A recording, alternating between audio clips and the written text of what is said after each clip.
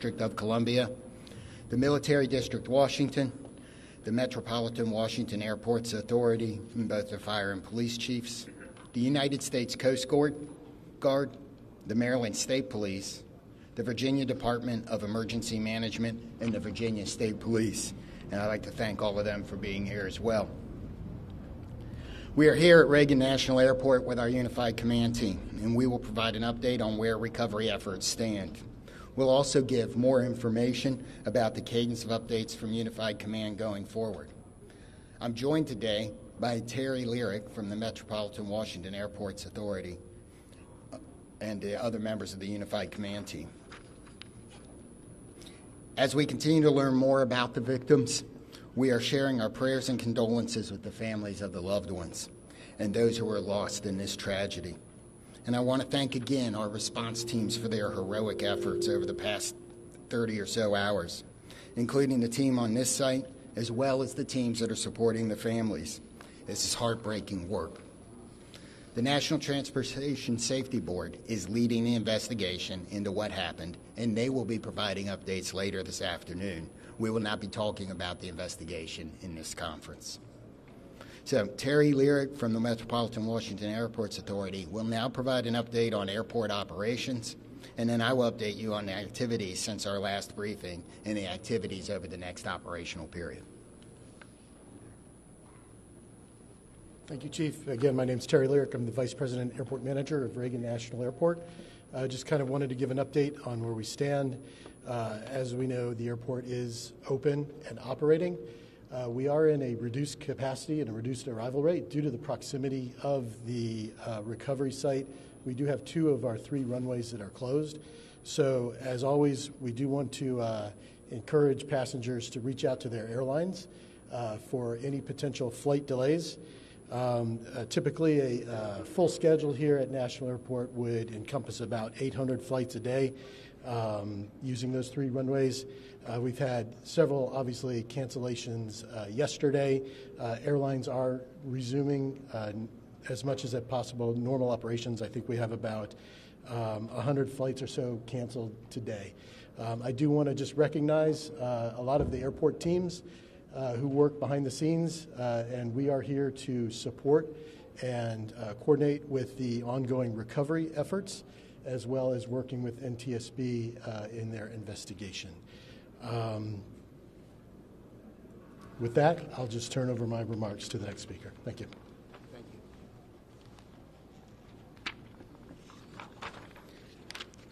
So, overnight, our teams continued search operations and surface work, including side sonar scanning, shoreline searches, and aerial searches. Also, 2 Coast Guard cutters have arrived on station, and you may be able to see them out there on the water. Other efforts off-site included the NTSB, American and PAL Airlines, and district officials meeting with families at the Family Assistance Center and providing the support that they need to get through this horrible event. We have recovered 41 sets of remains, and 28 of those victims have been positively identified. And as of 6 a.m. this morning, next of kin notifications have been made to 18 families. Going forward with our recovery operations, search teams will continue to work the site. We'll do side sonar scanning, searching the shoreline, and aerial operations. Our dive teams are working in targeted areas, and additional Coast Guard assets will arrive this afternoon. The salvage crews have begun to arrive on the scene, and they're assessing the work that's going to be needed to recover the aircraft from the water. We expect those operations to begin no later than tomorrow afternoon. The teams are also working the shoreline down the river, as we do expect some debris to be dragged by the current. And if members of the public believe they have information or have discovered potential wreckage, we're asking you not to touch it and to call 911, and we will send somebody out to get it. Supporting the response team. This has been a tough response for a lot of our people. We've had over 300 responders operating at one time, and I think we've got about 500 people that have worked through the site. So the Unified Command has activated peer support for its first responders to make sure that everybody has somebody that can help us get through this.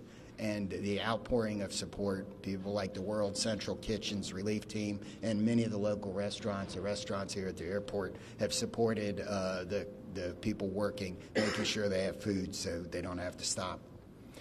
And I want to thank the rest of the community for their outpouring of support and the messages that they have given to the firefighters, police officers, military officials, and everybody else that's working. If you want to help, the Greater Washington Community Foundation has a relief fund. You can donate at the link above. We also be careful. Avoid your fundraising scams. Only trust verified sources. And ways you can help is to amplify that message using trusted sources on social media. Exercise patience through the transition as this impacts the region. Things like the delays at the airport, people are going to need your grace. I know we've got a lot of vehicles around. We've got some areas closed that are normally open to the public around the river, and we need your patience in that. Check in on your friends and neighbors, and if you're feeling anything about this event, please call the crisis hotline, talk to a medical professional, and you can use 988 on your phone. What do we got here? Is that the last one? So with that, we're going to be able to take a few questions. I'm going to start over here, and we'll work our way across. 1, 2, 3. Yes, sir. Hi, this is Campbell Roberts with the New York Times. Can you talk about the FAA's decision to restrict helicopter flights in and around National Airport? So the question is, can anybody talk about the FAA's decision to restrict flights in and around National Airport? I don't believe we have any. So that's probably beyond the scope of this interview. You'll have the NTSB later, and that's something I might ask them. Yes, sir. Chief Skylar Henry with CBS News. Given the time that has passed, can you describe the conditions right now as it relates to the recovery process and whether you all think that y'all will be able to recover more bodies? Okay, the question was, given the time that has passed and the conditions outside, do we believe we're going to be able to recover more bodies? And there's a lot of challenges with that. So I'm going to answer that one. I'm going to say that, yes, we expect to recover all of the bodies. We have that's why our teams are still working. We're going to have to work with the salvage company to do some of that work. Yes, sir. If I may ask a question on behalf of the Reagan National Airport. This is Alex Gabriello with News Nation. A lot of questions now circulating about the crowded airspace surrounding this airport.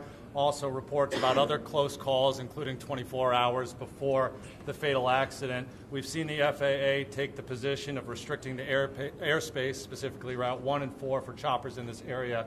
What is the airport's position about potentially toning down some of the air traffic around this airport, and should this have been done sooner, specifically the restrictions on the airspace for choppers on Route 1 and 4?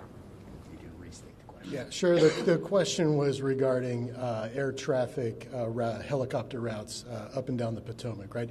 That is an FAA responsibility. The airspace is controlled by the FAA. The airport does not have any responsibility outside of the surfaces, the airport itself. But most certainly this has been conversations that you've had when it comes to safety for the airport, for the passengers that come in and out of D.C. Mm-hmm. Absolutely. The FAA does regulate the airport, and we follow all FAA safety regulations. Again, all I can say is the FAA is responsible for the airspace. Very briefly, a question for the chief. Sir, how long do you expect it to take for the salvage to be removed from the river to recover the bodies and do everything that's necessary to bring closure for these families? So we're working as fast as we can. I'm not going to be able to give a timeline on that as there's a lot of unknowns. But we hope that we have more salvage equipment here tomorrow, and that operation could begin then. So next three questions. 1, 2, 3. Yeah, Chief Terry Russell, ABC News. How is weather affecting recovery efforts? Rain today, rain forecast later. What are the elements inside the river? How has all of this affected recovery? So the question is, how does the weather affect the recovery operation? In my view, it may slow it down slightly, but all of the units out here, all of the people work year-round in all conditions. We're going to be careful. We're going to make sure we don't hurt anybody else, but the weather we've seen so far is weather we can work in. If that were to change, that would affect it, but we haven't seen that. I would get one question at a time. Yeah. Chief, you talked earlier about access to the site and to gain access to that area. We don't think that ice was a real problem that day, but the John Glenn has been out of service for some time. Do you have an update on when that vessel can be put back in service? The question is access to the site, and the John Glenn is the fireboat for the District of Columbia. So what I referred to on access to the site is things like Gravelly Point being closed and that being lost as a local recreation area while we're working. There was some ice on the river. We made good access to the site with everybody else. The John Glenn, as has been reported, is one of the district's fireboats. It is not the primary asset for this type of operation, and while it's in the shop, it didn't affect anything, and we hope to have it back by this summer. Yes, sir. Mr. Lyric, I have a follow-up question about the runway closures. Grady Trimble with Fox. So you said 2 of 3 are closed because of their proximity to the crash site. Yeah. Can you explain why they remain closed? Sure, absolutely. So the question is, why are 2 of the 3 runways here at National Airport closed? So if you're familiar with the runway configurations here, we have a main north-south runway, and we have 2 what we call crosswind runways. The 2 crosswind runways, if aircraft were to take off or land over the aircraft recovery sites that is out there right now, those would be impactful to the operation. So we've elected to keep those runways closed. And to follow up, how long do you expect that to remain the case? And are you saying that if there are still recovery teams in the Potomac, then there's no chance that these 2 runways are going to open? And how does that impact operations? Sure. So the question is asking how long we anticipate those runways to be closed. That's a dynamic situation. We've worked with the FAA. I think what we've communicated is we anticipate our expectation is a week. However, we'll reassess on Monday, and as the recovery efforts go, it's a fluid situation, obviously. Yep. Okay, Paul, here and there. Chief, when talking salvage, can you confirm that you're not going to be able to recover the remaining bodies until you're able to get the fuselage off the floor of the river and onto a barge? And then my follow-up to that is, are you making an effort today to get into the helicopter and recover those 2 bodies? So the question is, do we believe we have to lift the aircraft out of the water in order to finish and find the rest of the remains? And the second part of the question was, are we focused on the helicopter today? And the answer to the first question is yes. I believe for us to recover the rest of the remains that we are going to need to get the fuselage out of the water. The second part of the question is yes, a lot of our operations, not all of them, but a lot of our operations today are focused on the helicopter. Yes, ma'am. Yeah, this question is for Mr. Lyric. Homa Bash, Fox 5 DC. Can you confirm sufficient staffing moving forward in the tower? I don't know if that's in your scope or if that's related. It's not. So the question was regarding staffing in the air traffic control tower. That's outside my scope of responsibility. Chief Donnelly, can you talk a little bit about the toll this has taken on your teams, and specifically how many people still remain? I know on day 1 there were upwards of 300 mutual aid. Who's still out there? So, this is an incident where even if it doesn't affect you right now, it's probably going to affect you later. It'll be something that you think about. So in emergency services across the board, we have support teams. The National Capital Region, all of the departments do. So they've been activated. The International Association of Firefighters regional peer support team has been activated to help support. And the incident management team, as they rotate responders through the scene, are making sure that there are opportunities for them to get the assistance they need. I'm going to ask the Virginia State Police to talk about the peer support he's doing a little bit. I'm First Sergeant Blank with the State Police in Virginia. We are working with our partners. MWA is leading the support for the effort for peer support, but I'm here in support of that effort, and we have several regional partners that are contributing to that, including mental health professionals who are on site from ANOVA and from the from a nonprofit in the area that are providing support. The Virginia Law Enforcement Assistance Program is also planning to send support, and all of the most of the public safety agencies in the region are providing personnel to assist with that effort. Yes, ma'am.